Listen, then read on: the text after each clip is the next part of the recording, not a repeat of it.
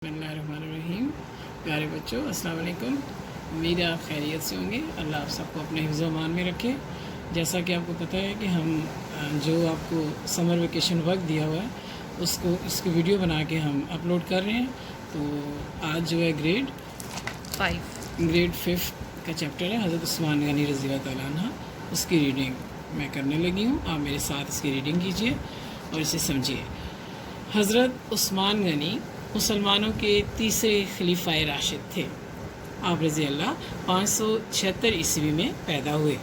आप रज़ी अल्लाह खलीफाए दो हज़रत उमर फ़ारूक रज़ी अल्लाह ताला की शहादत के बाद 644 ईस्वी में मुसलमानों के खलीफाए सोम चुने गए। आप रज़ी अल्लाह का पूरा नाम उस्मान बिन अफ़ान था और आप रज़ी अल्लाह का ताल्लुक़ कुरैश के मशहूर और मुअज़्ज़ज़ ख़ानदान बनु उमैया से था। आप रज़ी अल्लाह के वालिद का नाम अफ़ान और वालदा का नाम अरवा था। आपकी नानी हज़ूर सल्लल्लाहु अलैहि वसल्लम के बाद हज़रत अब्दुल्ला की जुड़वां बहन थी। इस तरह हज़रत उस्मान की वालदा हज़ूर सल्लल्लाहु अलैहि वसल्लम की सगी फुफोज़ाद बहन थी। हज़रत उस्मान रज़ी अल्लाह ताला अन्हा का पेशा तिजारत था। आप रज़ी अल्लाह मक्का के अमीर तरीन आदमियों में से एक थे। अपनी सदाकत, दयानत और रास्तबाजी की वजह से आपको मक्का में शोहरत हासिल थी। इस्लाम लाने से कबल ही हज़रत अबू बकर सिद्दीक़ रज़ी अल्लाह ताला अन्हा के साथ आप रज़ी अल्लाह की बहुत दोस्ती थी। जब हज़रत अबू बकर सिद्दीक़ रज़ी अल्लाह ताला अन्हा ने रसूलुल्लाह सल्लल्लाहु अलैहि वसल्लम की नबूवत की तस्दीक करते हुए इस्लाम कबूल किया तो उन्होंने हज़रत उस्मान रज़ी अल्लाह ताला अन्हा को भी दावत इस्लाम दी। हज़रत उस्मान रज़ी अल्लाह ताला इससे मुतासिर हुए बगैर ना रह सके और आप रज़ी अल्लाह ताला अन्हा ने कलमा पढ़ लिया। आप रज़ी अल्लाह इस्लाम कबूल करने वाले चंद अव्वलीन लोगों में से थे। आप रज़ी अल्लाह एक पढ़े लिखे इंसान थे और आप रज़ी अल्लाह की लिखाई बेहद खूबसूरत थी। बाद अज़ां आप रज़ी अल्लाह कातिबे वही रहे और हाफ़िज़े कुरान भी बने। जब हज़रत उस्मान रज़ी अल्लाह ताला अन्हा ने इस्लाम कबूल किया तो आप रज़ी अल्लाह ताला के घर वाले ही आप रज़ी अल्लाह के दुश्मन बन गए। आप रज़ी अल्लाह का चचा आप रज़ी अल्लाह पर बहुत जुल्म करता, लेकिन हज़रत उस्मान रज़ी अल्लाह ताला अन्हा ने साबित कदमी से इन तमाम हालात का मुकाबला किया। रसूलुल्लाह सल्लल्लाहु अलैहि वसल्लम को हज़रत उस्मान रज़ी अल्लाह ताला पर बेहद एतमाद था और उनसे बहुत मोहब्बत थी। आप सल्लल्लाहु अलैहि वसल्लम उन पर बहुत शफ़क़त फरमाते। आप सल्लल्लाहु अलैहि वसल्लम ने अपनी साहबजादी हज़रत रुक़ैया की शादी हज़रत उस्मान से कर दी, लेकिन हज़रत रुक़ैया रज़ी अल्लाह ताला अन्हा ज़्यादा अरसा ज़िंदा ना रह पाई और इंतकाल कर गई। बाद अज़ां रसूलुल्लाह सल्लल्लाहु अलैहि वसल्लम ने अपनी दूसरी बेटी हज़रत उम्मे कुलसूम का निकाह हज़रत उस्मान से कर दिया। इसीलिए आपको ज़ुल्नूरैन का लक़ब दिया गया, जिसका मतलब है दो नूरों वाला। अल्लाह ताला नहायत रहमदिल, नरम मिजाज और खुदा तरस थे। आप रज़ी अल्लाह ताला बेहद सखी थे। कभी कोई सवाली आपके दर से खाली हाथ वापस नहीं गया। इस्लाम कबूल करने के बाद आप रज़ी अल्लाह ताला ने अपनी दौलत मुसलमानों की भलाई और इस्लाम की सरबुलंदी के लिए खर्च की। आप रज़ी अल्लाह दिल खोल कर मुसलमानों की मदद करते। अपनी दौलत से बेनियाज होने की वजह से आप रज़ी अल्लाह गनी के लक़ब से मशहूर हुए। जब रसूलुल्लाह सल्लल्लाहु अलैहि वसल्लम मक्का से हिजरत करके मदीना तशरीफ़ ले आए तो आप सल्लल्लाहु अलैहि वसल्लम के हमरा बहुत से सहाबा इकराम रज़ी अल्लाह ताला और सहाबियात रज़ी अल्लाह ताला आ गए। अगरचे मदीना एक सब्ज़ इलाका था, ताहम यहाँ के कुओं का पानी कसीला और पीने के काबिल ना था। पूरे इलाके में मीठे पानी का सिर्फ़ एक ही कुआँ था, जिसका नाम बहरे रोमा था। इसका मालिक एक संगदिल और लालची यहूदी था। वो इस कुएं का पानी हर किसी को फ़रोख्त किया करता था और मुसलमानों के हाथों तो वो पानी बहुत महंगे दामों बेचता। हिजरत के बाद मुसलमान इंतहाई बेसर सामानी के आलम में थे। वो अपना सब कुछ तो मक्का में ही छोड़ आए थे। इतने महंगे दामों पानी ख़रीदना उनके बस में ना था। हज़ूर सल्लल्लाहु अलैहि वसल्लम लोगों की तकलीफ़ देखते तो बहुत दुखी होते। आप सल्लल्लाहु अलैहि वसल्लम ने एक दिन मस्जिद नबी में ऐलान फरमाया कि जो शख्स ये कुआं ख़रीद कर मुसलमानों के लिए वक़्फ़ कर देगा, अल्लाह सुब्हानहू ताला उसे जन्नत अता करेगा। हज़रत उस्मान गनी रज़ी अल्लाह ताला चुपके से उठे اور اس یہودی سے کنواں خریدنے کی بات کی۔ یہودی اپنے اس منافع بخش کنویں کو بیچنے پر راضی نہ ہوا، لیکن حضرت عثمان رضی اللہ تعالیٰ عنہ نے اسے منہ مانگی قیمت پر آدھا کنواں فروخت کرنے پر آمادہ کر لیا۔ آدھا کنواں بیچنے کا مطلب یہ تھا کہ کنویں پر ایک دن مسلمانوں کا حق ہوگا اور دوسرے دن اس یہودی کا۔ حضرت عثمان رضی اللہ تعالیٰ عنہ نے بھاری رقم ادا کر کے آدھا کنواں خرید لیا۔ جس دن مسلمانوں کی باری ہوتی اس دن ہر شخص کو اجازت ہوتی کہ وہ جتنا چاہے پانی لے لے، حتیٰ کہ مدینے کے یہودی بھی اس دن جتنا چاہتے پانی بھر لیتے۔ جس دن یہودی کی باری ہوتی اس دن کوئی بھی پانی خریدنے نہ آتا۔ کچھ ہی دنوں میں یہودی کا کاروبار ختم ہو گیا، مجبور ہو کر اس نے باقی کا آدھا کنواں بھی فروخت کر دیا۔ حضرت عثمان رضی اللہ تعالیٰ عنہ نے رقم ادا کر کے کنواں مسلمانوں کے لیے وقف کر دیا۔ اسی طرح ایک بار مدینے میں شدید قحط پڑ گیا، شہر میں کہیں غلہ میسر نہ تھا۔ جن تاجروں کے پاس غلہ تھا وہ اسے اتنا مہنگا بیچتے کہ غریب لوگ خرید نہ سکتے۔ اسی دوران حضرت عثمان رضی اللہ تعالیٰ عنہ کا تجارتی قافلہ آ گیا۔ اس قافلے میں کئی 100 اونٹوں پر غلہ ادا ہوا تھا۔ ابھی یہ قافلہ مدینے سے کچھ فاصلے پر ہی تھا کہ تاجروں کو پتہ چل گیا اور وہ غلے کا سودا کرنے حضرت عثمان کے پاس پہنچ گئے۔ بھاؤ تاؤ کرتے کرتے تاجر دگنا منافع دینے پر تیار ہو گئے، لیکن حضرت عثمان رضی اللہ تعالیٰ عنہ یہی کہتے رہے کہ مجھے تو 10 گنا زیادہ منافع مل رہا ہے۔ مدینے کے تاجر بے حد حیران تھے کہ آخر اتنا منافع کون دے رہا ہے۔ جب قافلہ مدینہ آ پہنچا تو غلہ اونٹوں سے اتروا کر ایک جگہ ڈھیر کر دیا گیا۔ حضرت عثمان رضی اللہ تعالیٰ عنہ نے پورے شہر میں اعلان کروا دیا کہ مدینے کے تمام ضرورت مند آئیں اور اپنی اپنی ضرورت کے مطابق غلہ لے جائیں۔ آپ رضی اللہ تعالیٰ عنہ نے تمام غلہ مدینے کے غربا اور ضرورت مندوں میں تقسیم کر دیا۔ قحط دور ہو گیا۔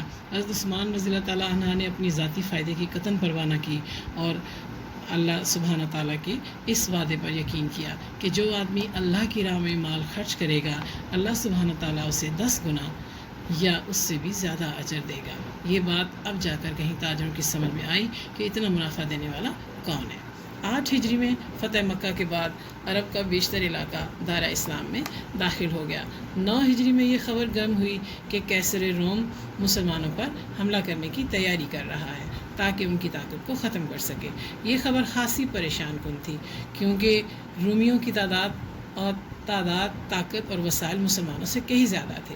رسول اللہ صلی اللہ علیہ وسلم نے مسلمانوں کو جنگ کی تیاری کا حکم دے دیا اور ساتھ ہی تمام صحابہ کرام رضی اللہ تعالیٰ عنہ سے فرمایا کہ جس سے جو ہو سکے اللہ کی راہ میں پیش کرے۔ حضور صلی اللہ علیہ وسلم کے حکم کی تعمیل کرتے ہوئے مسلمان جو کر سکتے تھے انہوں نے کیا۔ حضرت ابوبکر صدیق رضی اللہ تعالیٰ عنہ اپنے گھر کا سارا سامان لے آئے۔ حضرت عمر فاروق نے اپنے گھر کا نصف سامان حضور صلی اللہ علیہ وسلم کی خدمت میں پیش کر دیا۔ حضرت عثمان غنی کا 300 اونٹوں پر لدے سامان پر مشتمل ایک تجارتی قافلہ دمشق جا رہا تھا۔ جب آپ رضی اللہ تعالیٰ عنہ نے رسول اللہ صلی اللہ علیہ وسلم کا حکم سنا تو آپ رضی اللہ تعالیٰ عنہ نے وہی اونٹ حضور صلی اللہ علیہ وسلم کی خدمت میں پیش کر دیے۔ اس کے علاوہ آپ رضی اللہ تعالیٰ عنہ نے 50 گھوڑے اور 1000 دینار بھی مسلمان فوج کی تیاری کے لیے پیش کیے۔ ایک روایت کے مطابق آپ رضی اللہ تعالیٰ عنہ نے 1/3 فوج یعنی 10,000 مجاہدین کے کھانے پینے اور دیگر تمام اخراجات خود برداشت کرنے کا ذمہ بھی لیا۔ یہ تمام واقعات غزوہ تبوک کے موقع پر پیش آئے۔ رسول اللہ صلی اللہ علیہ وسلم نے اس موقع پر فرمایا آج کے بعد عثمان رضی اللہ تعالیٰ عنہ کو ان کا کوئی عمل نقصان نہیں پہنچا سکے گا۔ آپ صلی اللہ علیہ وسلم نے یہ بھی فرمایا اے اللہ میں عثمان رضی اللہ تعالیٰ عنہ سے راضی ہو گیا، تو بھی اس سے راضی ہو جا۔ خلیفہ سوم کی سخاوت کا ایک اور واقعہ بھی بے حد مشہور ہے۔ جب مسلمانوں کی تعداد بڑھنے سے مسجد نبوی کی جگہ کم پڑنے لگی تو حضرت عثمان نے اپنی طرف سے مزید زمین خرید کر مسجد کے لیے وقف کر دی اور اس کی عمارت میں توسیع کروائی۔ آپ رضی اللہ تعالیٰ کے 12 سالہ دور حکومت میں اسلامی سلطنت مزید وسیع ہوگی۔ براعظم افریقہ میں واقع اسکندریہ، مصر اور لیبیا کے شمالی علاقے خلیفہ دوم حضرت عمر فاروق کے زمانے میں فتح ہو چکے تھے۔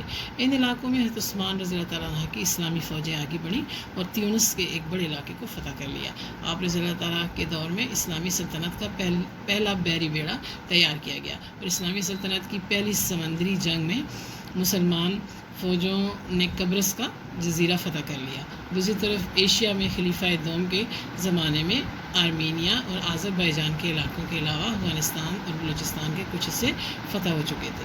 حضرت عمر رضی اللہ تعالیٰ عنہ کی شہادت کے بعد ان میں سے کچھ علاقوں میں بغاوت ہو گئی، لیکن خلیفہ سوم کی فوجوں نے نہ صرف ان علاقوں پر دوبارہ قبضہ کر لیا بلکہ اب اسلامی حکومت کی حدیں برصغیر میں دریائے سندھ تک پھیل گئیں۔ خلیفہ سوم کا سب سے قابل فخر کارنامہ تمام مسلمانوں کو ایک قرآن پر جمع کرنا ہے۔ وقت گزرنے کے ساتھ کئی معزز صحابہ کرام نے محسوس کیا کہ اس سلطنت اسلامیہ کے مختلف علاقوں میں بولی جانے والی عربی یا دوسری زبانوں کا لب و لہجہ قرآن کریم کے اصل متن پر اثر انداز ہونے لگا تھا، جسے روکنا بہت ضروری تھا۔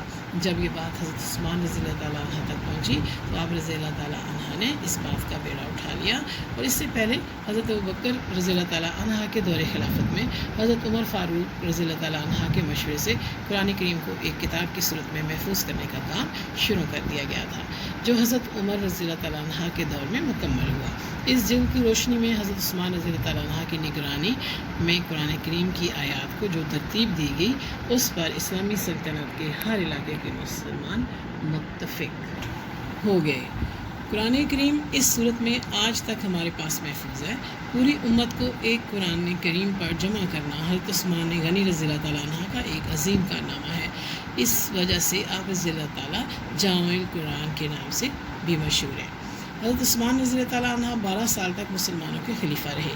آپ رضی اللہ تعالیٰ نے بطور خلیفہ حیات سرکاری خزانے سے نہ کوئی وظیفہ لیا اور نہ ہی تنخواہ وصول کی۔ آپ رضی اللہ تعالیٰ عنہ کے زمانے میں تجارت اور زراعت کو فروغ حاصل ہوا اور عرب کے مختلف شہروں میں پانی کا نظام مزید بہتر کیا گیا۔ حضرت عثمان رضی اللہ تعالیٰ عنہ کے دور حکومت کے آخری سالوں میں یہودی اور مجوسی سازشوں نے زور پکڑ لیا۔ آپ رضی اللہ تعالیٰ عنہ کے نرم رویے سے باغیوں نے فائدہ اٹھایا اور بنو ہاشم اور بنو امیہ کے درمیان غلط فہمیاں پھیلانے لگے۔ ان سازشوں کا شکار ہو کر مسلمان فرقوں میں بٹنے لگے اور ایک دوسرے کو ہی نقصان پہنچانے لگے۔ اگرچہ آپ رضی اللہ تعالیٰ عنہ ایک وسیع سلطنت کے حاکم اور امام تھے، لیکن آپ رضی اللہ تعالیٰ عنہ نے باغیوں کے خلاف کسی کارروائی کا حکم نہ دیا۔ آپ رضی اللہ تعالیٰ عنہ نے کہا، میں مدینہ الرسول میں رسول صلی اللہ علیہ وسلم میں خون بہانے والا پہلا شخص نہیں بننا چاہتا۔ یہ باغی حاجیوں کے بیس میں مدینہ پہنچے اور خلیفہ سوم کے گھر کا محاصرہ کر لیا۔ 22 دن کے محاصرے کے بعد 20 جون 656 بمطابق 18 ذوالحجہ 35 ہجری کو آپ رضی اللہ تعالیٰ عنہ کے مکان میں داخل ہو کر ان باغیوں نے آپ رضی اللہ تعالیٰ عنہ کو شہید کر دیا۔